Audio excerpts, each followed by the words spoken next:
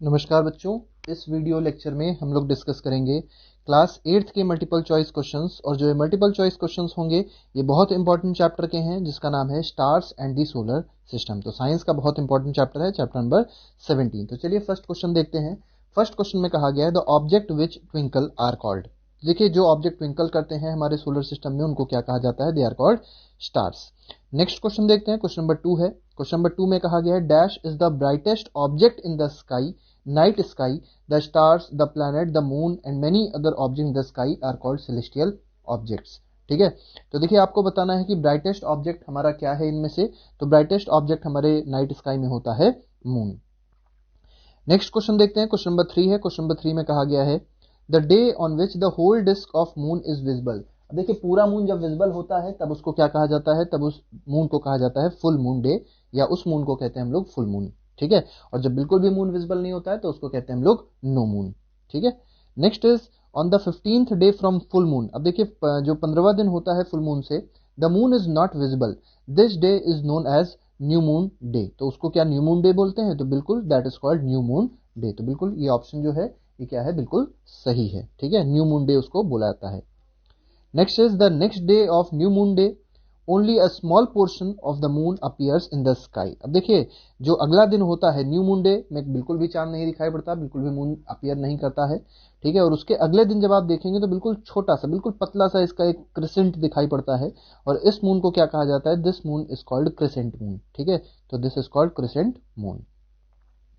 Next question is question number 6। Question number 6 में देखिए the various shape of bright part of the moon as seen during a dash are called phases of moon. ठीक है, तो देखिए बहुत सारे shapes हमको दिखाई पड़ते हैं मून के। ठीक है, ड्यूरिंग अब आपको बताना है किसमें आपको फेजेस दिखाई पड़ते हैं। तो ड्यूरिंग अ मंथ, एक मंथ में आप अगर देखेंगे तो बहुत सारे आपको फेजेस दिखाई पड़ेंगे मून के। और ये फेजेस बहुत इंपॉर्टेंट हैं जिनके बारे में आपको पता होना चाहिए। Next is question number 7। Question number 7 में कहा गया the time period between one full moon to the next full moon is slightly longer than 60 days. तो क्या 60 डेज से लॉन्गर होता है ये? तो आंसर है इसका false. It is not slightly longer than 60 days, it is slightly longer than 29 days. तो जो ड्यूरेशन होती है न्यू मून और full moon, next full moon के बीच में और फर्स्ट फुल मून के बीच में, जैसे मान लीजिए आज फर्स्ट मून है और आज तारीख भी एक है, तो अगला जो फर्स्ट मून आएगा वो अप्रोक्सीमेटली 30th को होगा। ठीक है, तो ये इसका कहने का मतलब है। Next question is question number 8। Question number 8 में कहा गया the size of the illuminated part of the moon. अब देखिए, ऐसा पार्ट मून का जो हम लोग को दिखाई पड़ता है वो पार्ट, वो उसका जो साइज होता है, ठीक है, वो each day after the new moon day, new moon के डे के जस्ट बाद उसका साइज क्या होता है? बढ़ता रहता है। ठीक है, तो इसमें आंसर आ जाएगा option number A, that is increases. आप लोग मून के ऊपर देख सकते हैं सरफेस कैसा है। After the full moon day the sunlight part of the moon visible from the earth decreases in size every day. अब देखिए, फुल मून के बाद क्या होता है? अब न्यू मून डे के बाद तो हमको पता है कि साइज इंक्रीज होता है, लेकिन फुल मून डे के बाद अगर आप देखेंगे तो साइज क्या होता है? डिक्रीज होता है। ठीक है, अब देखिए यहाँ पे एक चीज और समझनी है कि जब एस्ट्रोनॉट की बात यहाँ करी गई है, एस्ट्रोनॉट जब लैंड किए थे मून पे तो उन्होंने जो मून का सरफेस देखा वो डस्टी था और बैरन था। मतलब ऐसा था कि वहां पे कोई भी चीज नहीं उग सकती है, बिल्कुल उपजाऊ नहीं था। ठीक है, देर आर मैनी क्रेटर्स, बहुत सारे क्रेटर्स थे और अलग अलग साइजेस के भी थे। यहाँ पे जो स्टीप स्लोप्स थे, माउंटेन्स भी थे। ठीक है, और कुछ माउंटेन्स ऐसे भी थे जैसे माउंट एवरेस्ट है, उसकी हाइट के भी माउंटेन्स वहां पर पाए जाते हैं। ठीक है, नेक्स्ट क्वेश्चन में कहा गया है on 21 July dash the American astronaut Neil Armstrong landed on the moon. आपको बताना है किस ईयर में नील आर्मस्ट्रांग मून पर लैंड किए थे। तो दैट वाज ईयर 1969। और नील आर्मस्ट्रांग के बाद फॉलो किसने किया था उनको? तो एडविन एल्ड्रिन ने फॉलो किया था। Next question is question number 10 the sun is nearly dash million kilometre away from the earth. तो सन और अर्थ की जो दूरी है वो बतानी है। तो 150 मिलियन किलोमीटर अप्रोक्सीमेट दूरी है सन और अर्थ के बीच में। Next question is question number 11 the next star after the sun. अब देखिए, अगर आपसे पूछा जाए अर्थ के सबसे पास में कौन सा स्टार है तो आप कहेंगे सन, क्योंकि आपको पता है sun is also a type of star, also category of star, ये भी एक स्टार है। और इसके बाद अगर पूछा जाए सबसे पास में कौन सा स्टार है अर्थ के, तो आप क्या कहेंगे? It is Alpha Centauri. ठीक है, तो बी ऑप्शन अल्फा सेंचुरी है। और उसकी जो किलोमीटर डिस्टेंस जो दी गई है, this is the approximate kilometres distance between earth and Alpha Centauri. ठीक है, नेक्स्ट क्वेश्चन, क्वेश्चन नंबर 12 देख लेते हैं। लार्ज डैश, अब देखिए large dash are expressed in another unit called light year.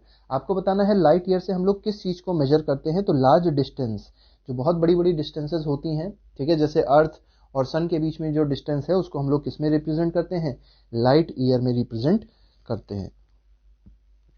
Next is question number 13, इसमें कहा गया है light year is the distance travelled by dash in 1 year. अब कौन सी ऐसी चीज है जो एक साल में जो डिस्टेंस ट्रेवल करती है उसको, उस डिस्टेंस को हम लोग लाइट ईयर कहते हैं। तो डिस्टेंस ट्रेवल्ड बाय लाइट, अब देखिए लाइट अगर ट्रेवल कर रही है तो 1 ईयर में जितना डिस्टेंस वो ट्रेवल करेगी लाइट, उसको क्या बोला जाता है, लाइट ईयर बोला जाता है।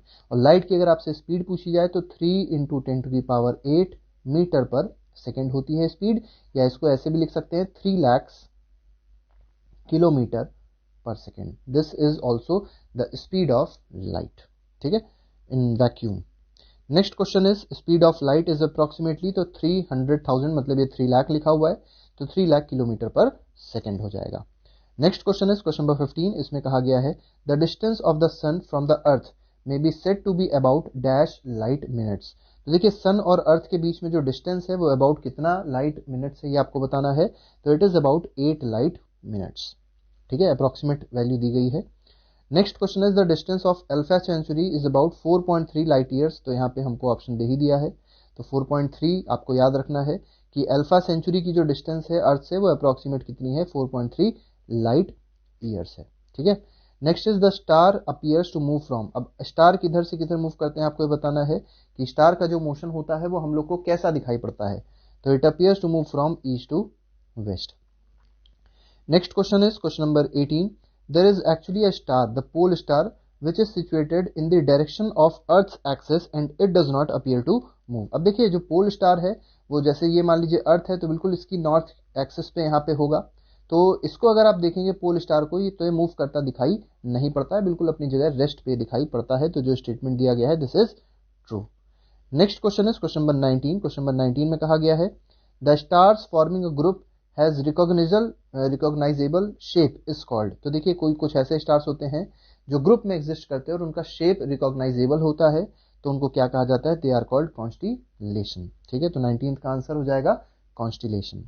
Next question is question number 20, इसमें कहा गया है one of the most famous dash which you can see during summer time in the early part of the night is Ursa Major. अब आपको बताना है उर्सा मेजर क्या है, ठीक है, तो उर्सा मेजर के बारे में जो बात कही गई है उसको भी आप लोग थोड़ा सा समझ लीजिए कि ये हम लोग को समर टाइम में दिखाई पड़ता है, ठीक है, और नाइट में दिखाई पड़ता है उर्सा मेजर, तो उर्सा मेजर क्या है, ये भी एक तरीके का कॉन्स्टिलेशन है।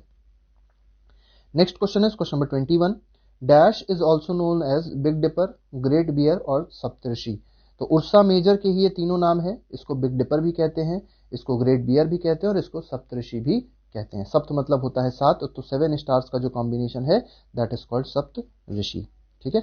Next question is the pole stars lies, देखिए पोल स्टार के बारे में बात पूछी गई है, pole star lies close to the axis of rotation of, तो किसकी एक्सिस ऑफ रोटेशन के पास में ये लाई करता है, तो ये अर्थ की एक्सिस के पास में लाई करेगा। Next question is question number 23, अब यहाँ पे देखिए डायग्राम के साथ हमने इसको बताया है तो थोड़ा सा अच्छा लगेगा आपको भी। तो यहाँ पे आप देख सकते हैं Ursa Major is also known as, अब उर्सा मेजर के बारे में बताना है कि उर्सा मेजर को क्या कहते हैं, तो उर्सा मेजर को बिग डिपर भी कह सकते हैं, ग्रेट बियर भी कह सकते हैं, सप्तऋषि भी कह सकते हैं, मतलब इसके तीनों ही नाम हैं, तो इसका आंसर हो जाएगा ऑल ऑफ दी अबव। यहाँ पे आप देख सकते हैं, देखिए बियर टाइप का बना हुआ है और ये जो आपको दिखाई पड़ रहा है सप्तऋषि, ये उर्सा मेजर है एक तरीके का, ठीक है, ये एक ओरियन बना हुआ है, मतलब एक कई सारे कॉन्स्टिलेशंस आपको बना के दिए गए हैं, ये लियो मेजर है, ठीक है। नेक्स्ट क्वेश्चन पे आते हैं, नेक्स्ट क्वेश्चन देखते हैं, क्वेश्चन नंबर 24 है identify the incorrect statement about Saptarishi. तो सप्तऋषि को लेकर आपको बताना है कौन सा स्टेटमेंट इसमें इनकरेक्ट है। तो there are 7 prominent stars in the constellation, बिल्कुल सही है, प्रोमिनेंट होते हैं, इस चीज को याद रखिएगा, सिर्फ 7 स्टार्स नहीं प्रेजेंट होते हैं, 7 स्टार्स ऐसे प्रेजेंट होते हैं जो प्रोमिनेंट होते हैं, मतलब जो दिखाई ज्यादा पड़ते हैं, ठीक है। बी ऑप्शन में बोला गया है it appears like a big ladle और अ क्वेश्चन मार्क, ये भी बिल्कुल सही है। थर्ड में बोला गया there are 3 stars in the handle of ladle and 4 on its bowl, तो ये तीनों ही स्टेटमेंट जो है वो सही है, ठीक है। अच्छा, पोल स्टार को लोकेट करने का तरीका क्या होता है उसको भी थोड़ा सा देख लिया जाए। तो देखिए जैसे यहाँ पे एक उर्सा मेजर यहाँ पे बनाया गया है, अब उर्सा मेजर का अगर आप देखेंगे बहुत ध्यान से तो इमेजिनरी लाइन हमको एक एक्सटेंड करनी होती है नॉर्थ डायरेक्शन की तरफ। यहाँ से आप क्या कर दीजिए, इमेजिनरी लाइन एक एक्सटेंड करिए नॉर्थ डायरेक्शन की तरफ। और कौन से स्टार को देखना है, ये जो आखिरी के 2 स्टार्स होते हैं उर्सा मेजर के, उसको आपको देखना है। और यहीं से इसके नॉर्थ की तरफ एक इमेजिनरी लाइन एक्सटेंड करनी है। तो जो हमको स्टार दिखाई पड़ता है that is called pole star. ठीक है, तो ये बात आपको याद रखनी है, बहुत इंपॉर्टेंट है। आइडेंटिफाई द करेक्ट वन, आपको बताना है इनमें से कौन सा स्टेटमेंट करेक्ट है। All the planets appear to revolve around the pole star, क्या ये स्टेटमेंट करेक्ट है? तो ये स्टेटमेंट बिल्कुल करेक्ट है। नेक्स्ट में बोला गया है the pole star is not visible from southern pole. तो क्या आपको ये चीज पता है कि जो पोल स्टार, अच्छा, all the planets appear to revolve around pole star, अगर आप इस ऑप्शन को देखेंगे, ठीक है, अगर आपको ये वाला ऑप्शन देखना है तो यहाँ पे देखिए all the planets appear to revolve around pole star, ये चीज थोड़ी सी गलत है। प्लैनेट्स जो होते हैं वो किसके अराउंड रिवॉल्व करते हैं? ये सन के अराउंड रिवॉल्व करते हैं। ठीक है, तो ये ऑप्शन गलत है। बी ऑप्शन जो दिया गया है pole star is not visible from southern hemisphere, क्योंकि पोल स्टार नदर्न हेमिस्फीयर में होता है। ठीक है, तो सदर्न हेमिस्फीयर से वो बिल्कुल भी दिखाई नहीं पड़ता। तो it is not visible from southern hemisphere, ये स्टेटमेंट सही है और ए स्टेटमेंट हमारा गलत है। तो इसमें ओनली बी ऑप्शन सही हो जाएगा। नेक्स्ट क्वेश्चन देखते हैं, क्वेश्चन नंबर 26 है। क्वेश्चन नंबर 26 में क्या कहा गया है? क्वेश्चन 26 में कहा गया है some of the northern constellations like Ursa Major में also not be visible from some point of the southern hemisphere. ठीक है, तो क्या ये स्टेटमेंट सही है? तो ये भी स्टेटमेंट बिल्कुल सही है। ठीक है, next question is Orion is another well known constellation that can be seen during dash in late evenings. तो आपको बताना है ओरियन जो है वो कब दिखाई पड़ता है? तो ये लेट विंटर्स में दिखाई पड़ता है। ये इंपॉर्टेंट है बहुत ज्यादा, इसलिए आपको समझना चाहिए। Next is question number 28। Question number 28 देख लेते हैं। Identify the incorrect statement about Orion. तो ओरियन से रिलेटेड जो भी स्टेटमेंट है उनमें से कौन सा इनकरेक्ट है आपको बताना है। तो फर्स्ट स्टेटमेंट दिया गया है it is one of the most magnificent constellation in the sky, बिल्कुल सही है। इट ऑल्सो हैज 7 और 8 ब्राइट स्टार्स, ये भी बिल्कुल सही है, 7 या 8 ब्राइट स्टार्स होते हैं। Orion is also called Hunter, ये बहुत इंपॉर्टेंट है, याद रखना आपको कि ओरियन को हम लोग हंटर कहते हैं। ठीक है, और थर्ड में क्या बोला गया? फोर्थ में बोला गया the 3 middle stars represent the belt of Hunter. तो जो 3 मिडिल स्टार्स अगर आप देखेंगे तो वो हंटर की जो बेल्ट होती है वो रिप्रेजेंट करते हैं। चारों स्टेटमेंट बिल्कुल सही है। और पांचवा स्टेटमेंट देख लेते हैं the 4 bright stars appear to be arrange in the form of a quadrilateral. तो सारे के सारे स्टेटमेंट जो हैं ये बिल्कुल सही है रिगार्डिंग ओरियन।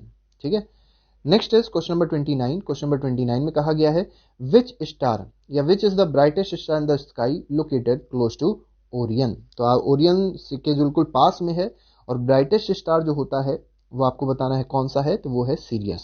ठीक है, तो B is the correct answer of question number 29। Question number 30 देखते हैं, लेकिन उससे पहले सीरियस की देखिए बात थोड़ी सी कर लेते हैं। यहाँ पे आपको दिखाई पड़ रहा है सीरियस स्टार है। टू लोकेट सीरियस, अब देखिए सीरियस को लोकेट कैसे किया जाएगा। तो यहाँ पे जो आपको बेल्ट दिखाई पड़ रही है, ठीक है, तो 3 मिडिल स्टार जो हमको दिखाई पड़ रहे हैं ओरियन के, बेल्ट भी कह सकते हैं इसको आपको क्या करना है, आगे एक्सटेंड कर देना है। ठीक है, ईस्ट की तरफ आपको एक्सटेंड कर देना है। तो जो भी आपको सबसे ब्राइट स्टार वहां दिखाई पड़ेगा उसी को क्या बोलेंगे हम लोग, सीरियस बोलेंगे। Next is question number 30। Identify the incorrect statement about Cassiopeia. ठीक है, कैसियोपिया के बारे में आपको बताना है कि कौन सा स्टेटमेंट इनकरेक्ट है। तो फर्स्ट स्टेटमेंट में कहा गया है, ठीक है, Cassiopeia is another prominent constellation in the northern sky, बिल्कुल सही है, नॉर्दर्न स्काई में दिखाई पड़ता है और बहुत इंपॉर्टेंट, बहुत प्रोमिनेंट कॉन्स्टिलेशन होता है, मतलब ग्रुप ऑफ स्टार्स होते हैं। It is visible during winters in the early part of the night, ये भी ऑप्शन बिल्कुल सही है। कब विजिबल होते हैं? तो ये विंटर्स में विजिबल होते हैं और जो अर्ली पार्ट होता है, अर्ली नाइट होती है, उसमें ये विजिबल होते हैं। ठीक है, और सी ऑप्शन में दिया गया है it looks like distorted letter W और N। तो यहाँ पर W और N जो दिया है वो गलत है। यहाँ पे क्या होना चाहिए, W की तरह दिखाई पड़ता है और M की तरह दिखाई पड़ता है, ये आंसर इसका गलत है। ठीक है, तो सी ऑप्शन इसका गलत है, बाकी सारे ऑप्शन जो है वो बिल्कुल सही है। नेक्स्ट इज, अब यहाँ पे देखिए कॉन्स्टिलेशन के बारे में बात थोड़ी सी करी गई है, उसको भी थोड़ा देख लिया जाए। Constellation does not have only 5 to 10 star. देखिए हम लोग सप्तऋषि की ऐसे बात कर रहे हैं तो 7 स्टार्स, इसका मतलब उसके पास सिर्फ 5 से 10 स्टार या 7 या 8 स्टार नहीं है। याद हमको ये रखना है कि उसके पास कई सारे स्टार्स हैं, लेकिन जो हमको बहुत ब्राइट दिखाई पड़ते हैं वो कुछ ही होते हैं जो हम लोग नेकेड आई से देख सकते हैं। ठीक है, नेक्स्ट क्वेश्चन देखते हैं। नेक्स्ट क्वेश्चन क्या है, नेक्स्ट क्वेश्चन में कहा, और यहाँ पे देखिए एक और बात कही गई है कि जितने भी स्टार्स होते हैं कॉन्स्टिलेशन में वो सेम डिस्टेंस पे नहीं होते, जिसकी वजह से उनकी ब्राइटनेस जो होती है वो अलग अलग दिखाई पड़ती है। ठीक है, नेक्स्ट इज क्वेश्चन नंबर 31। इसमें कहा गया आइडेंटिफाई द इनकरेक्ट स्टेटमेंट। आपको बताना है कौन सा स्टेटमेंट इसमें इनकरेक्ट है, तो या इनकरेक्ट पूछा गया है। तो देख लेते हैं, the sun and the celestial bodies which revolve around it form solar system, बिल्कुल सही है। It consist of large number of bodies such as planets, comets, asteroids and meteors, ये भी बिल्कुल सही है। थर्ड ऑप्शन में कहा गया है the gravitational attraction between the sun and these object kept them revolving around it. तो ये तीनों के तीनों ऑप्शन क्या हैं, बिल्कुल सही। आपसे अगर पूछा जाए कि जो प्लैनेट्स हैं वो सन के अराउंड क्यों रिवॉल्व कर रहे हैं, तो बिकॉज ऑफ ग्रेविटेशनल फोर्स। तो ये तीनों स्टेटमेंट बिल्कुल सही है, तो इसमें नन ऑफ दी अबव इसका आंसर हो जाएगा। नेक्स्ट क्वेश्चन देख लेते हैं, क्वेश्चन नंबर 32 है। अच्छा, यहाँ पे अगर आपसे पूछा जाए कि जो 8 प्लैनेट्स हैं उनको अगर आपसे कहा जाए कि अरेंज करके बताइए कि सबसे पहले सबसे पास में प्लैनेट कौन सा है सन के, फिर उसके बाद उसके बाद उसके बाद, तो अगर सबसे पहले मरकरी होता है, फिर वीनस होता है, फिर अर्थ होता है, फिर मार्स, फिर जुपिटर, फिर सैटर्न, फिर यूरेनस और लास्ट होता है नेपच्यून। पहले प्लूटो भी था, लेकिन 2006 में एक नई डेफिनेशन आई जिससे प्लूटो का नाम चेंज कर दिया, मतलब प्लूटो को प्लैनेट की कैटेगरी में नहीं रखा गया, ड्वार्फ प्लैनेट बुलाता है इसको। ठीक है, नेक्स्ट क्वेश्चन है question number 32। Till dash there were 9 planets in the solar system. तो कब तक 9 प्लैनेट्स थे, तो 2006 तक 9 प्लैनेट्स थे। 2006 से 9 प्लैनेट की जगह कितने प्लैनेट्स हो गए, 8 प्लैनेट्स हो गए, क्योंकि प्लूटो को उस कैटेगरी में अब इंक्लूड नहीं किया जाता है। नेक्स्ट क्वेश्चन देख लेते हैं, क्वेश्चन नंबर 33 है। इन 2006 the IAU international astronomical union adopted a new definition of a dash. ठीक है, तो किसकी नई डेफिनेशन अडॉप्ट करी थी, प्लैनेट की। नेक्स्ट इज क्वेश्चन नंबर 34, ये भी बहुत इंपॉर्टेंट क्वेश्चन है। The dash is the source of almost all energy on earth. तो अर्थ पे जितनी भी एनर्जी है उसका सोर्स क्या है, तो उसका सोर्स है मेनली सन। ठीक है, sun is the major source of energy, चाहे वो प्लैनेट हो चाहे वो अर्थ हो, सभी के लिए। नेक्स्ट क्वेश्चन है क्वेश्चन नंबर 35। इसमें कहा गया है आइडेंटिफाई द इनकरेक्ट स्टेटमेंट। आपको बताना है कौन सा स्टेटमेंट इनकरेक्ट है। The simplest method of identifying planets from the stars is that stars twinkle whereas planets do not। देखिए यहाँ पे डिफरेंसेस दिए गए हैं स्टार्स और प्लैनेट में, तो स्टार तो ट्विंकल करते हैं लेकिन प्लैनेट ट्विंकल नहीं करते हैं, ये स्टेटमेंट बिल्कुल सही है। The planet keep changing their position with respect to the stars, ये भी बिल्कुल सही है। थर्ड में बोला गया है a planet has definite path in which it revolves around the sun, और उस पाथ को क्या कहा जाता है, ऑर्बिट कहा जाता है। तो ये तीनों के तीनों स्टेटमेंट जो दिए गए हैं ये सही है। फोर्थ में कहा गया है the earth revolves around the sun in circular orbit. तो जो ऑर्बिट है वो सर्कुलर नहीं है, कैसा ऑर्बिट है, इलिप्टिकल ऑर्बिट है। ठीक है, तो आपको ये बात याद रखनी होगी कि जो अर्थ होता है, अर्थ का रिवोल्यूशन जो सन के अराउंड होता है that is along an elliptical path. Next question is question number 36। इसमें कहा गया है the time taken by a planet to complete one revolution is called period of revolution, बिल्कुल सही है। एक रिवोल्यूशन कंप्लीट करने में जितना टाइम लगता है किसी भी प्लैनेट को उसको बोलते हैं पीरियड ऑफ रिवोल्यूशन। जैसे अर्थ में अगर देखा जाए तो 365 1/4 डेज लगते हैं अर्थ को एक रिवोल्यूशन कंप्लीट करने में around what, around sun. Next question देखते हैं, question number 37। Period of revolution dash as the distance of planet increases from the sun. अब देखिए जितना ज्यादा आप डिस्टेंस पे जाएंगे, जैसे मान लीजिए ये मरकरी है, ये वीनस है, ये अर्थ है, ठीक है, तो सबसे जल्दी मरकरी चल देगा, उसके बाद वीनस चल देगा, और उसके बाद जो टाइम लगेगा वो किसको लगेगा, अर्थ को लगेगा। मतलब सीधे सीधे आप ऐसे समझिए कि जैसे जैसे आप डिस्टेंस बढ़ाते हैं वैसे वैसे टाइम पीरियड क्या हो जाएगा, बढ़ जाएगा, क्योंकि रेडियस बढ़ जाएगी। ठीक है, तो इंक्रीजेस हो जाएगा यहाँ पे। नेक्स्ट क्वेश्चन है क्वेश्चन नंबर 38। इसमें कहा गया है the time taken by planet to complete one rotation is called period of rotation, ये भी स्टेटमेंट बिल्कुल सही है। नेक्स्ट क्वेश्चन है question number 39। Any celestial body revolving around another celestial body is called. अब देखिए कोई सेलेस्टियल बॉडी है और वो किसी और सेलेस्टियल बॉडी के अराउंड अगर रिवॉल्व कर रही है तो उसको क्या कहा जाएगा, तो it is called a satellite. ठीक है, नेक्स्ट क्वेश्चन है question number 40। Moon is a satellite of earth. क्या मून अर्थ का नेचुरल सैटेलाइट है या सैटेलाइट है, तो बिल्कुल सही है, it is a natural satellite of earth. Next question question number 41। Identify the incorrect statement regarding mercury. अब देखिए प्लैनेट्स के बारे में चर्चा होगी, तो मरकरी से रिलेटेड कौन सी बात यहाँ पर इनकरेक्ट है वो आपको बताना है। तो 41 अगर आप क्वेश्चन देखेंगे तो 41 क्वेश्चन में आपको सबसे पहला ऑप्शन मिलेगा the planet Mercury is nearest to the sun, बिल्कुल सही है।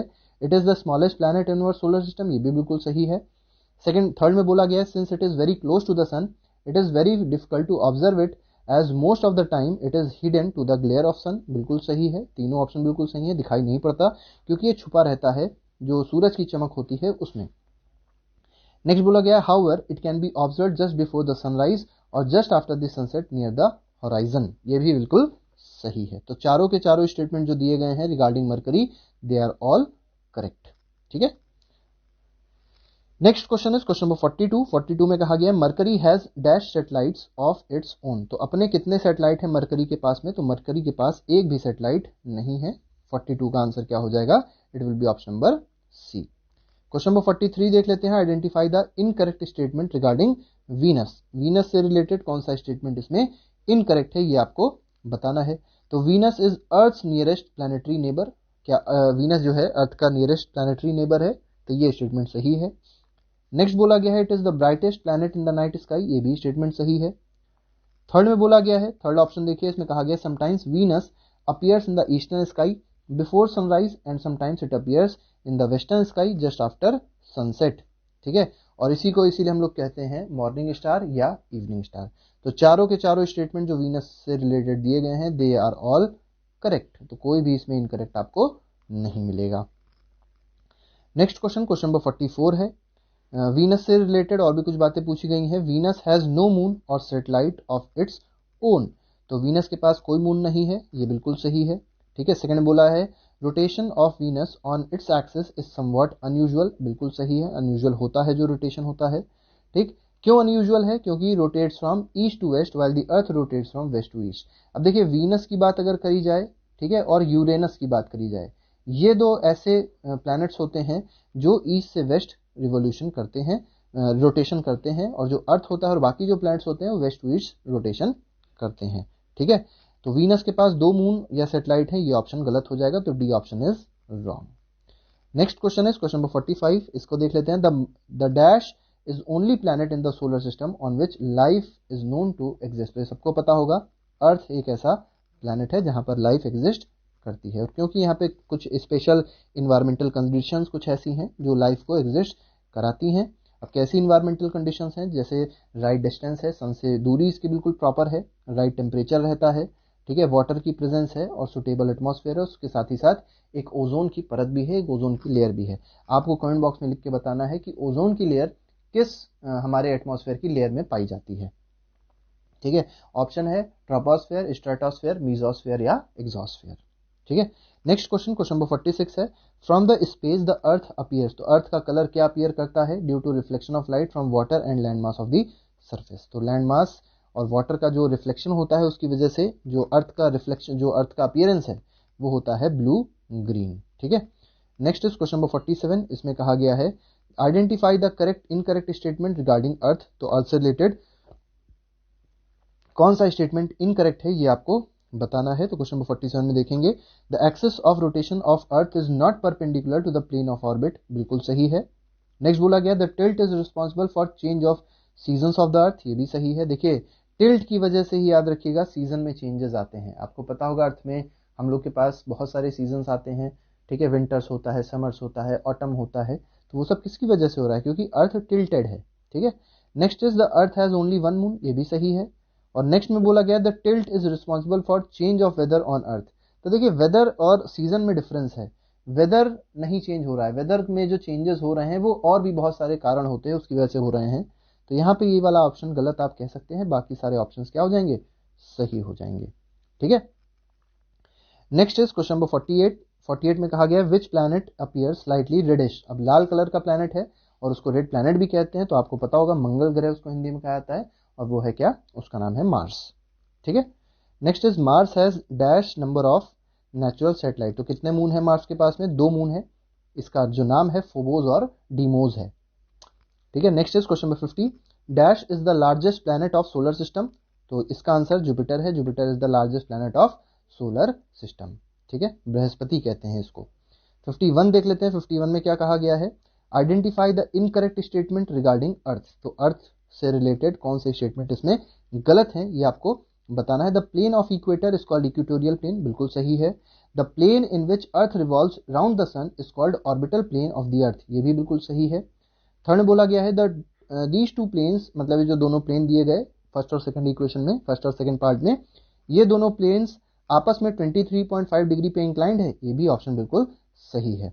और 23.5 डिग्री पे अगर ये दोनों इंक्लाइंड है, इसका मतलब क्या है कि axis of earth is inclined to orbital plane at an angle of 66.5 degree. ठीक है, तो ऑर्बिटल प्लेन और एक्सिस जो अर्थ की है उसमें जो एंगल है वो इसमें से क्या करना है आपको, 90 को सब्ट्रैक्ट कर देना है। तो 90 माइनस 23.5 जब आप करेंगे तो आपको कितना मिल जाएगा, 66.5 मिल जाएगा। Next is question number 52, the mass of dash is 318 times that of earth. तो किसका मास अर्थ से 318 गुना है, बहुत ज्यादा है सोचिए, और वो कौन सा प्लैनेट है, तो वो है जुपिटर, सबसे बड़ा planet. Next is identify the incorrect statement regarding Jupiter. तो जुपिटर से रिलेटेड बताना है कौन सा स्टेटमेंट इनकरेक्ट है।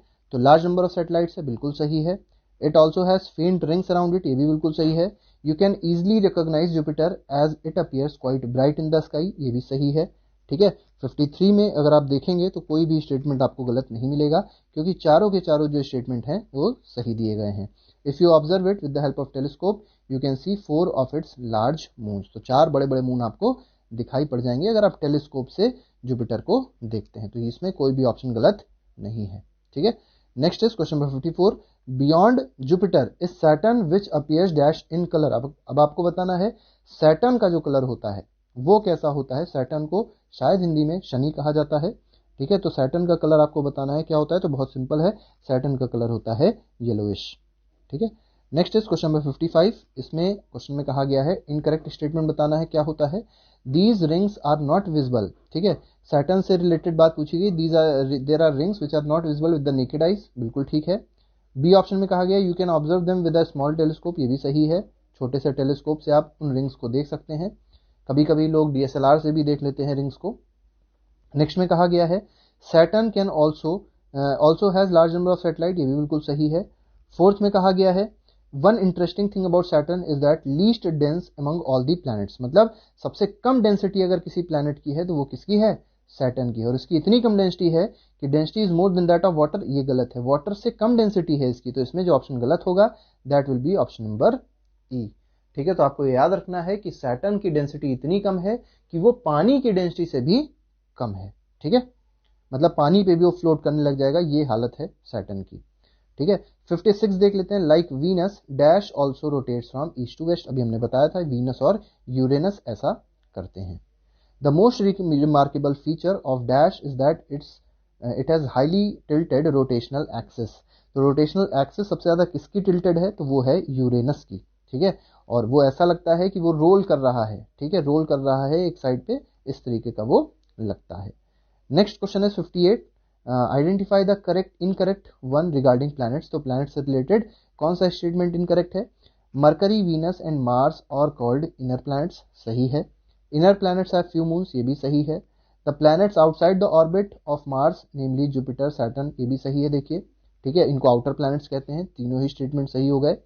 फोर्थ स्टेटमेंट में कहा गया they have ring system around them. अब यहाँ पे किस प्लैनेट की बात करी गई है, आउटर प्लैनेट्स की मान लीजिए बात करी जा रही है, या आउटर प्लैनेट्स की बात करी गई है, रिंग सिस्टम होते हैं। और ई पार्ट में कहा गया the outer planets have large number of moons, ये भी बिल्कुल सही है। ठीक है, आउटर प्लैनेट में लार्ज नंबर ऑफ मून्स तो होते ही होते हैं।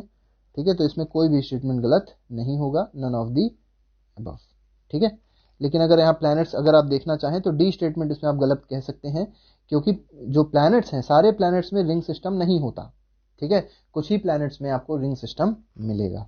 Next question is question number 59, identify the incorrect statement regarding asteroids. अब आपको बताना है एस्टेरॉइड से रिलेटेड कौन सा स्टेटमेंट इनकरेक्ट है। There is a large gap in between the orbits of Mars and Venus.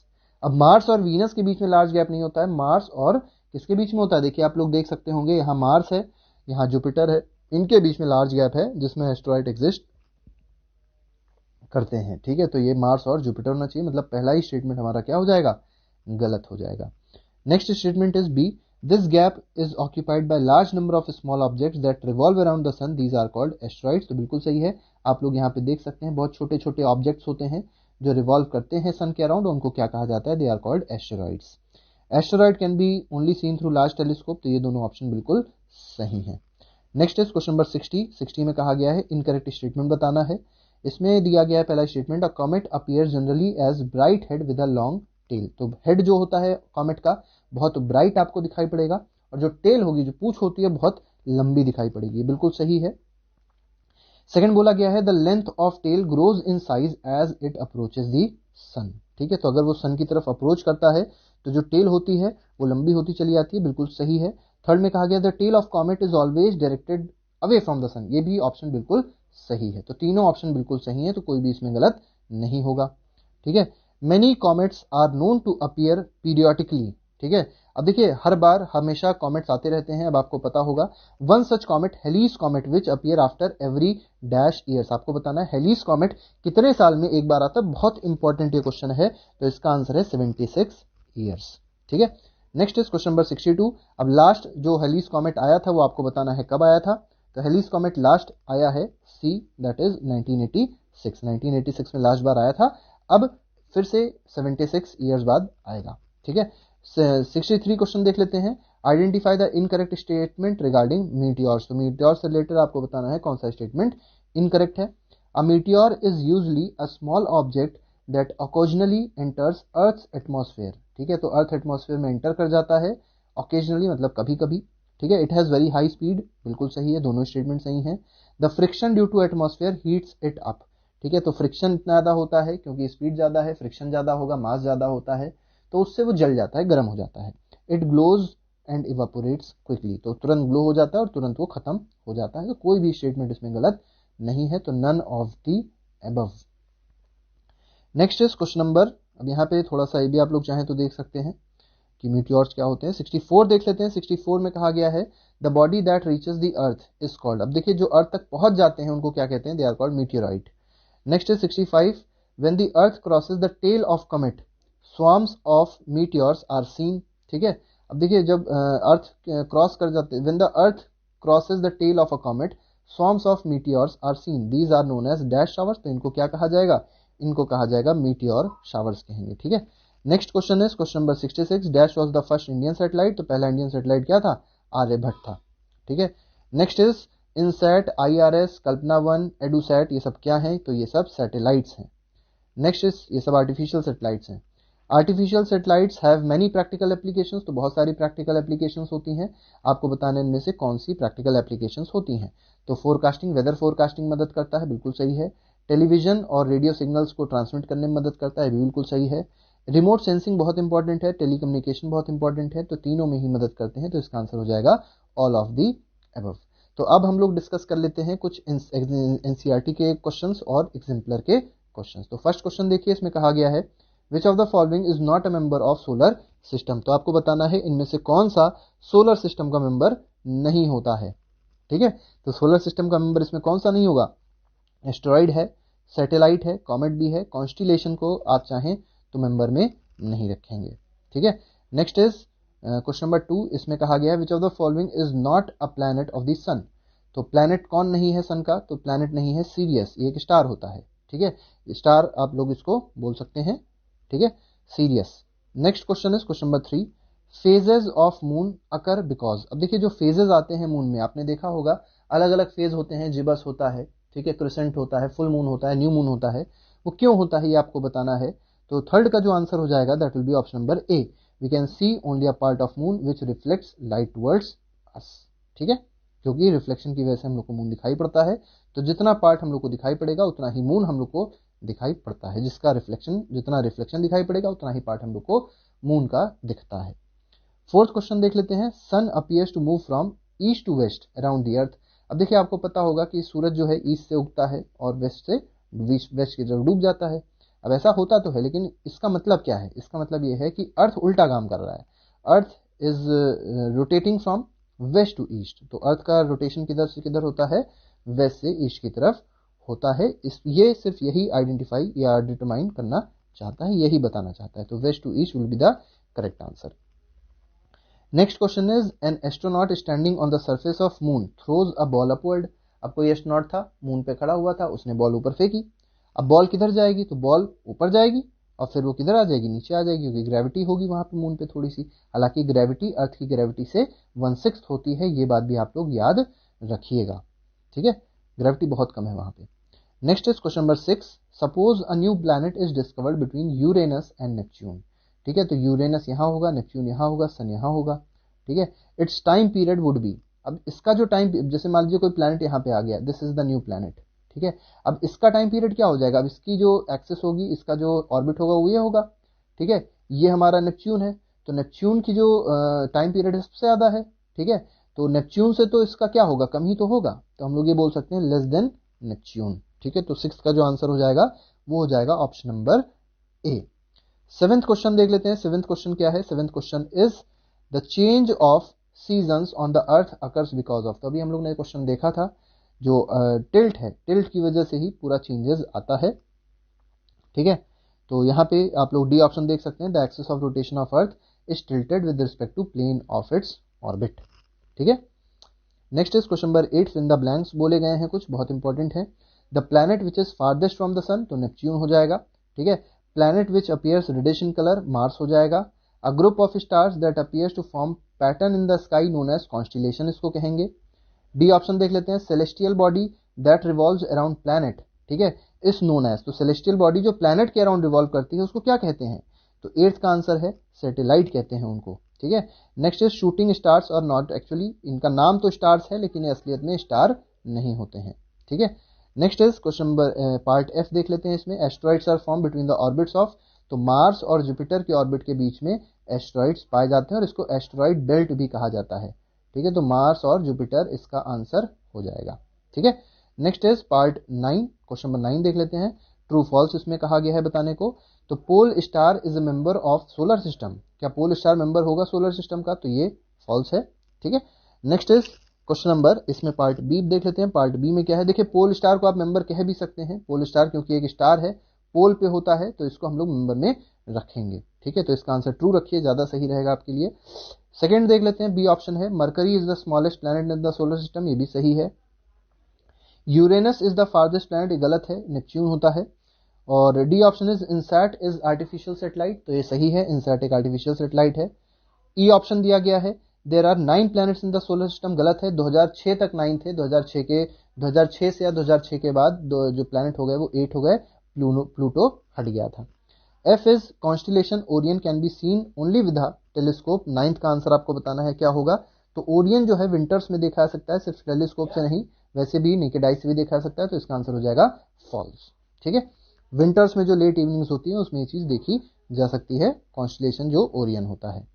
आपको और ट्रू और फॉल्स के आंसर बताने हैं। The planet nearest to us is Jupiter, तो नियरेस्ट जुपिटर नहीं है, गलत है, हमारे से बिल्कुल पास में प्लैनेट जुपिटर नहीं होता।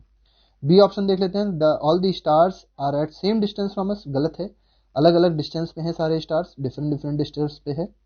The planet do not emit light of their own, ये सही है, प्लैनेट के पास खुद की लाइट नहीं होती है, तो खुद की लाइट एमिट भी नहीं करते हैं। कोई भी प्लैनेट हम लोग को सिर्फ इसलिए दिखाई पड़ता है क्योंकि उसकी जो सन की लाइट होती है वो प्लैनेट पे जाती है, रिफ्लेक्ट करके हमारी आंखों तक आती है। ठीक है, next is question part D, the planets keep changing their position with respect to stars, तो क्या ये ऑप्शन सही है, तो 10th में अगर आप डी पार्ट देखेंगे तो वो सही है। ठीक है, E part, the planet Venus appears in the eastern sky before sunrise, तो ये भी ट्रू हो जाएगा। और इसके बाद आप अगर देखेंगे तो इसके बाद एफ पार्ट है, the plane in which the earth revolves around the sun is equatorial plane of the earth. चलिए एफ पार्ट का आप आंसर कमेंट बॉक्स में लिखकर बताइएगा। और लास्ट हम अपना क्वेश्चन देख लेते हैं। लास्ट जो क्वेश्चन है वो हमारे पास है, मैच द फॉलोइंग, तो इनर प्लैनेट्स आपको बताने हैं कौन कौन से हैं, तो अर्थ भी देखिए इनर प्लैनेट होता है और मार्स भी हमारा इनर प्लैनेट है। आउटर प्लैनेट देखेंगे तो सैटर्न आपको मिलेगा और तो कोई नहीं है। कॉन्स्टिलेशन देखेंगे तो पोल स्टार हो जाएगा, ग्रेट बियर हो जाएगा, ठीक है, ओरियन हो जाएगा, ये सब कॉन्स्टिलेशन है। सैटेलाइट देखेंगे आप तो मून हो जाएगा। तो आज के लिए फिलहाल हमारे पास इतने ही क्वेश्चंस थे, हालांकि बहुत सारे ऐसे क्वेश्चंस आपको जरूर मिले होंगे जिससे आपका पूरा कॉन्सेप्ट क्लियर हो गया होगा। तो ये हमारे पास 17th चैप्टर था, बहुत ही कम चैप्टर बचे हैं जिसके MCQs हमको बनाने बचे हैं क्लास 8th के साइंस के, ज़्यादातर हमारे पास चैप्टर्स कंप्लीट हो गए हैं, लेकिन फिर भी जितना भी टॉपिक बचा हुआ है उसको हम लोग बहुत जल्द आपके सामने लेके आएंगे। तो आज के लिए फिलहाल इतना ही रखते हैं। Thank you very much, goodbye, जय हिंद।